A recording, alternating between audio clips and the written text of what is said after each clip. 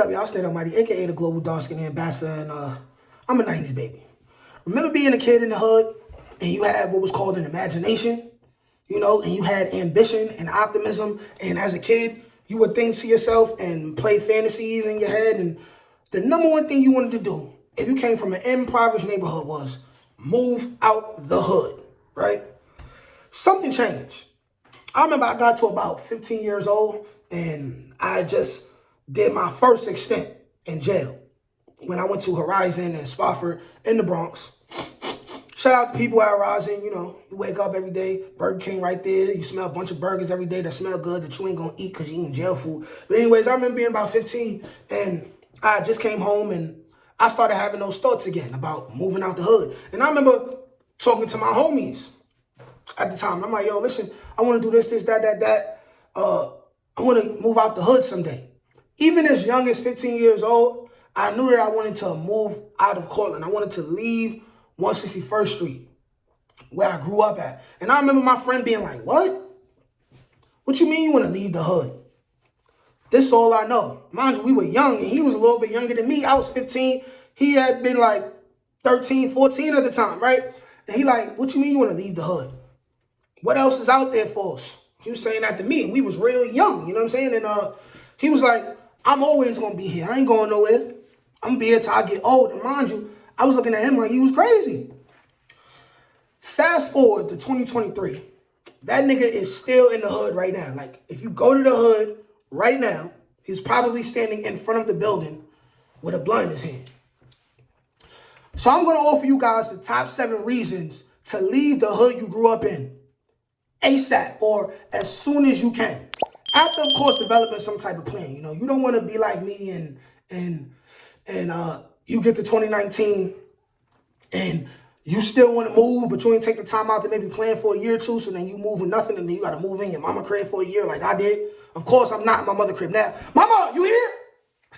I'm not in my mother crib now, but I could have had a better situation. I could have made sure I saved some money and had a car before I moved to South Carolina and drove to South Carolina instead of taking the China bus and having my ass hurt. But here are the top, not 7, 8 reasons to leave the hood you grew up in.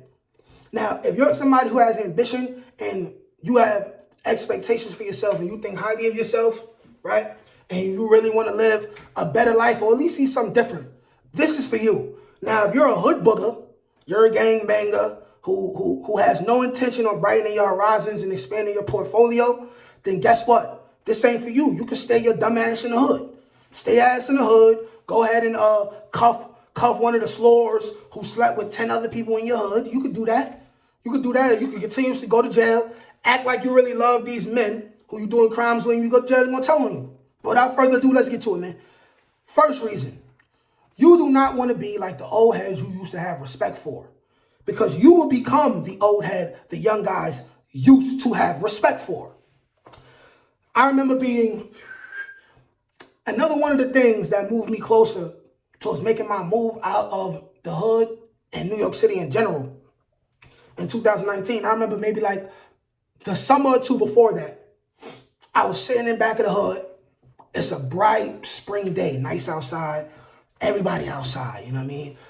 Dudes is outside, chicks is outside, kids outside running around, my son Cameron running around and all that. And I remember seeing this guy who I had so much respect and love for this guy growing up. He's probably like 10, 15 years older than me, and I never realized how much of a drinking problem he had. So at some point, I leave the back of the hood. I go to the front of the hood. I go to the store. I see him in front of the liquor store. He drinking his little nips. I don't know if they call it nips everywhere, but them little liquor bottles that's like this size or whatever, right? So while I'm in the store chopping it up with him, he downs like three or four. And this is quickly. This is within like 10, 15 minutes. It's me and him, a couple other people. So this had to have been like 3, 4 in the afternoon, maybe earlier. I'm not thinking nothing of it at first. I'm like, oh, nigga getting drunk again, right? So maybe like an hour later, everybody in the back of the hood, and I'm telling you, it's lit up. Like everybody fly. Like I said, My son is outside. He running around with the kids. My baby mama, her friends out there. Me and my peoples is outside. And I remember he comes stumbling into the back. He drunk, shit-faced wasted, right? Mind, like I said, it's 4 or 5 in the afternoon, and he just getting pissy, drunk, continuing to drink the nips. He's stumbling and all of that. He's picking a fight with another older guy on the block, and at some point he throws up on himself. Throws up all over himself, and somebody comes and escorts him and brings him upstairs to his mother's house where he lives at with his mother and his baby mother, right? And his little sister and his 2-3 kids. And dude was 35 at the time. And I remember watching that situation and I'm like, I don't ever want to be like this nigga. That was one of the confirming times where I said, I'm definitely going to move off this block. I refuse, as lit as I am right now, right? As far as I am right now, as much of a ladies' man as I am right now, I refuse to be his age on the block. And when I say 35, might have been closer to 40, might have been closer to 37, 38, 39, right? Because he probably like 42, 43 right now. And this is somebody who, back in the day and in the 90s, he was on the block getting to it. This is the peak of the crack era. So it's like, what did you do with all your crack money? It was so much money going on in the hood that dudes had shifts. They was like, yo, listen, from 12 to such and such time, we going to be out here. And then from such and such time for the rest of the day, y'all going to be out here. That's how much money was on the block. And he was right in the middle of it, right in the thick of it. Fast forward to now, it's 2016, 17, 18. He on the block, trash, living with his mother, drunk. Oh, how the mighty have fallen. That's why you need to move out of the hood that you grew up in. Reason number 2. Men are supposed to leave the nest and travel and become great. Everyone still in the hood has forgotten about that. Most guys never leave the hood unless they are in prison. Or they go to like Miami to trick off all their money, chasing around a whole bunch of slores and all of that, right? At what point did it become cool to say, I love the hood and I ain't going nowhere unless I'm going to prison, which was not your choice. You were forced to go outside the hood, but you're locked up, right? So you physically locked up in prison, you don't leave the hood. And then when you're free, you're mentally locked up, so you don't leave the hood. When did that become cool? Like, when it comes to rules and how dudes conduct themselves in the hood, my question is, when did this become cool? Because it had to become cool before I was born, right?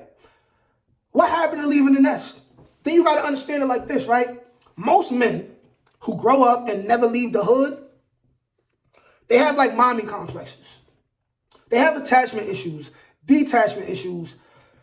Half or majority of these dudes, they still live with their mother. They still live with their grandmother. Or let's say they live with their grandmother or mother. Grandmother or mother passed away, left them a spot. So now they living in the same spot, 30, 40 years old, that they lived in when they were 4 years old.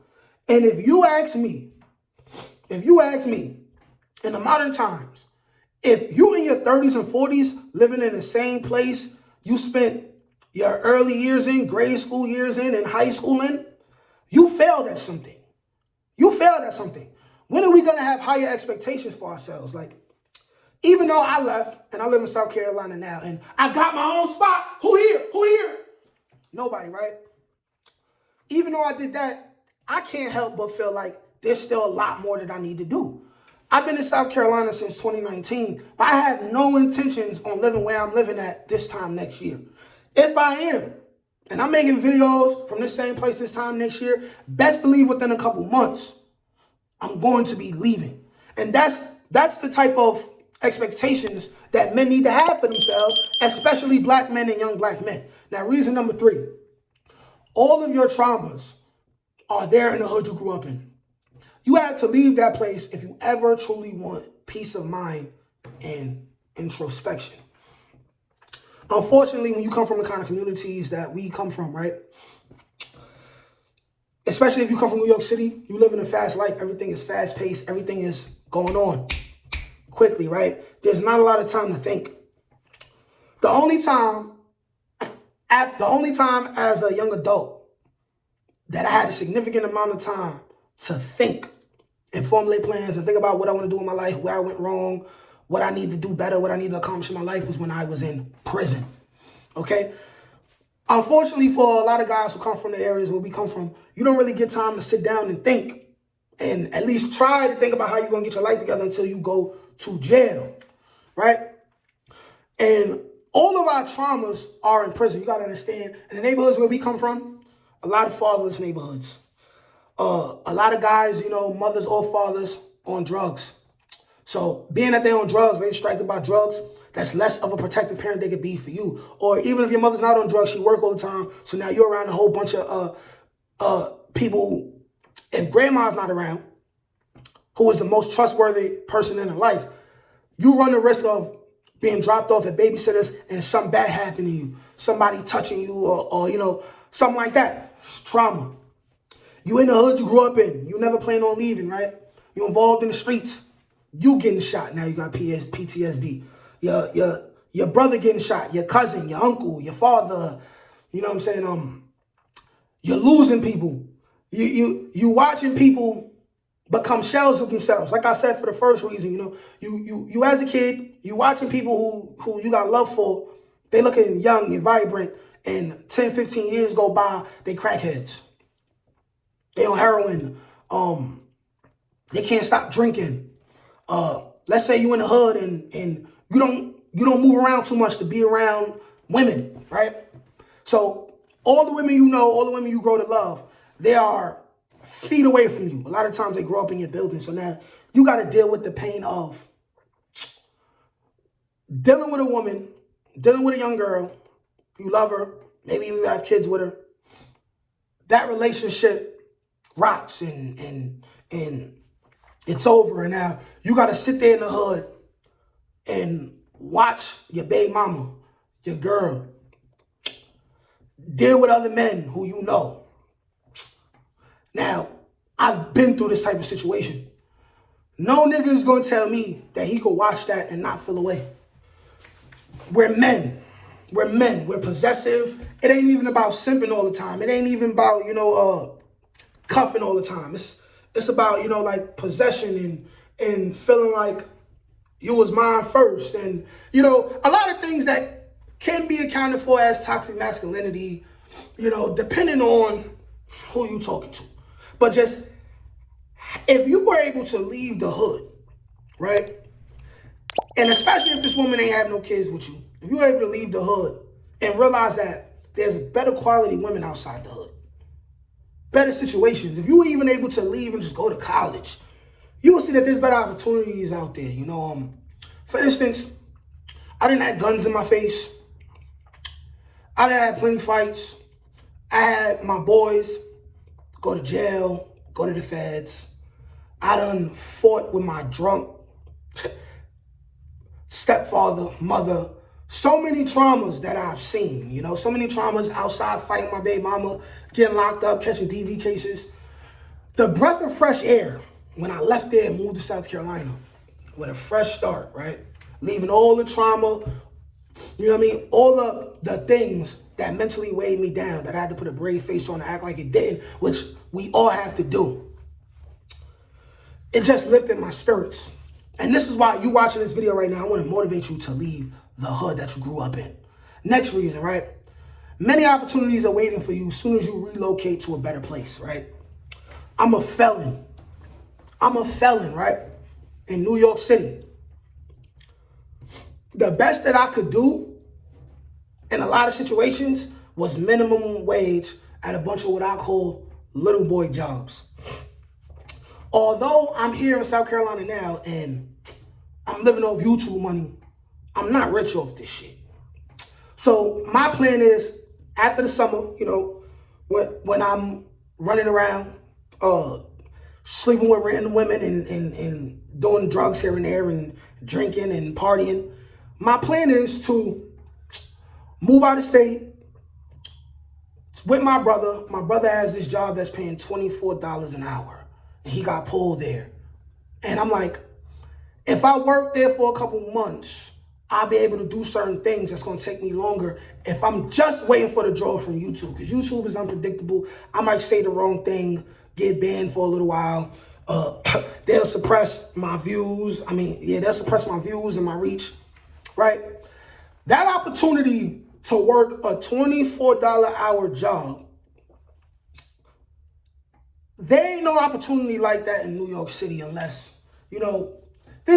it's possible, but there's certain things you have to do, and you're limited on the number of jobs that you'll be able to make that kind of money with. $24 an hour, for some people it's chump change, But when you're a felon from New York City and they was just trying to give you $9 an hour before they raised the minimum wage to 15, it makes a difference, especially when you're on child support. There's just a lot of opportunities, like there's new people to meet. There's tourism attractions. There's just all type of things that you don't know is waiting for you when you man up and leave the hood. Now, reason number 5. Your friends are bums and fuck niggas. Leave them and go prosper, okay? How many of your friends stole from you? Hated on you before? Tried to smash your girl? Your baby mama? How many of them actually succeeded? This is the type of things people don't want to talk about, right? They're not your real friends. Better friends are waiting for you in another location. I promise you, man. You got to understand, at some point, before it's too late, you got to grow up, view your friend circle, and realize that the niggas you grew up with are fuck niggas, okay? If you ain't never had a conversation with them about starting a business, self-improvement, if they ain't never referred to you an important book to read, if they ain't never mentioned credit building to you, they ain't never mentioned, self or credit karma, anything like that, right? If they ain't never had a conversation with you and said, hey, brother, listen, the things we doing, the things that we grew up with, this can't be it for us. There's better things for us on the horizon. If you ain't never had these kind of conversations with none of your friends, right, they're holding you back. They're holding you back. Now, the question is, are you going to let them? Are you going to let them, all right? You got to understand, you're going to get the most hate from the people who grew up with you, right? I remember, me being a rapper, right? I know the talent that I have. Right? But in the building that I grew up in, not the whole entire hood, but the building that I grew up in specifically, right? A couple people showed me love, acknowledged my greatness. Other people didn't. But anytime I left the block, went to a showcase, competition for money, some kind of talent show, or if I went outside the hood, freestyle for people, played music, went around people who I did not grow up with, played music, it was always the same. Yo, you got that on CD, let me buy that. Yo, that song, that's my shit. Things that you did not hear amongst your immediate core group. Things you do not hear, right? And I'm not saying that I'm the best musician in the world, but I know I'm nice. You're going to at least acknowledge my niceness, right? And it could be different. You could be good at, fencing, playing ball, anything. You're going to find that you get the most hate from the people who are closest to you, right? You need to realize that there's better friends for you, more beneficial friends for you who they just want to see you win. They see that they can benefit you and you can benefit them. They want to link and they want to grow with you. In the hood, there's people who, they see you at your lowest. And even though they don't admit it, they're offended by your greatness. So are you going to let them hold you back? I suggest you don't. Reason number 6, as we get to the end, right? You need a new set of women to play with. Somebody like me, right? I've been fucking bitches since I was 14. Lost my virginity in an abandoned closet in my building, 2nd floor, right? You get to a point where you in the hood where, unless you become like a famous basketball player or like a famous rapper or something, the more and more chicks you smash, the more and more your name goes around and chicks start saying stuff like, I can't mess with you. You mess with my cousin. Or you mess with shorty from building such and such. and it makes it harder for you to do your thug thizzle, right? Another situation, right? My baby mama. After a while, I started really missing out on those close chicks that I could have hit all around the neighborhood because my baby mama was known as my baby mama and also had a reputation of being mean and fighting, and chicks started becoming afraid of my baby mama. So chicks who I would have hit before my baby mama got so known in the hood and being associated to me, chicks I used to hit or chicks that would have been easy for me to hit but I ain't take that advantage of at the time, they start saying stuff like, I know your baby mama, I can't rock with you. Your baby mama crazy and all this other shit. But when you leave the hood and you ain't even got to move for this, that's when I started I'm like, you know what? I'm about to walk to 3rd Ave, walk down, run down on chicks. I'm about to go to 125th Street. I'm about to go to Times Square. And niggas in the hood don't even do that. So imagine if you leave the state and you got a fresh slate. The world is your oyster. You can have any bitch you want. Another reason to leave the hood, but you could be like other guys I know from the hood. They never leave the hood. They never even leave their borough to go party or go mingle anywhere because they're so afraid of what's going to happen. Because they're so uncomfortable outside of the hood, right? So now you're forced to sweat these whack chicks who they getting older and older, bigger and bigger. They hitting the wall. They smashing a whole bunch of dudes that you always stressed out about them. If that's the life you want to live that life. You're a bozo though. This channel is not for you. You know what I'm saying? Number 7, reasons why you need to leave the hood you grew up in ASAP. You need to leave the hood and find like-minded people to build relationships with, okay? A lot of times the people who you grew up in, since a kid, they were built in. They had a certain mentality built in with them. And you got to understand, once people get about 23, 24, 25, whoever they are, they're not going to change too much for the rest of their life. So if 23, 24, 25, you wasn't already thinking about wanting to change your life in the future, live in a different location, have new experiences, meet new people, try new things, by the time you get to 30, you ain't going to do it. You ain't going to do it, right? You don't know that. Let's say you're in New York City and you move to Atlanta and you are a rapper or something like that, right? Or you want to be a talent coach or a manager of an artist. You don't know who you will meet if you just move to LA or Atlanta and you just start mingling. You don't know. But if you stay your ass in the hood, you stay in the borough or the city you grew up in, you are forced to only deal with what's around you, only what you can see, right? That's why you need to move out the hood. Number 8, probably the most important reason why you need to move out the hood you grew up in. And you need to be honest with yourself about this, right? You're a coward, afraid to take a risk and forge your own destiny, okay?